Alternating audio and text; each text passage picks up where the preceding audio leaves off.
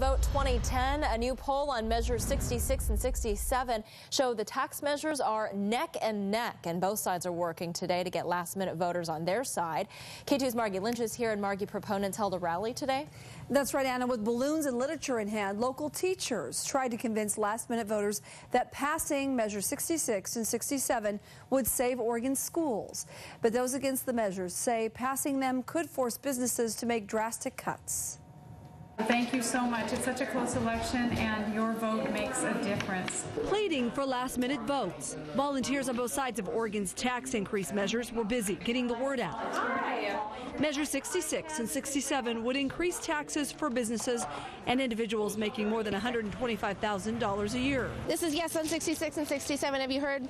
Proponents hit the streets of Portland, telling voters they need to say yes to save schools from major cuts. If not, they're going to have to cut days, at least I've heard 5, I've heard 10.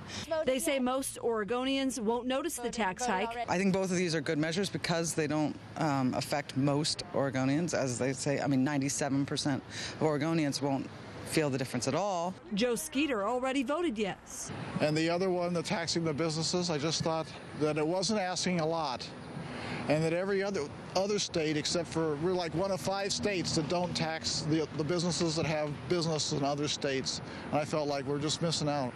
Opponents were on the phones at 7 different phone banks. They're calling to remind you to vote no. Telling voters that passing the measures wouldn't just hurt the rich and businesses, but would have a trickle effect. Economists say that if these measures pass, 70,000 more Oregonians will lose their jobs. They say the other side is overstating the impact a no vote has on schools. The worst case scenario with the existing reserves and ending balances is they might have about a 2.5% to 3% cut to make.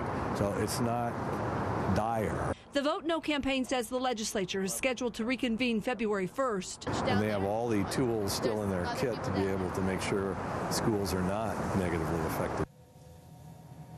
Now, a poll shows that, both sides are wanting to emphasize that you have until Tuesday to make your final decision. A poll does show that that margin is starting to shrink, that the Yes campaign was enjoying a bigger lead in the beginning and now shows that 50% of those polled are in favor of the tax measures and 44% are against. Margie Lynch, KATU News.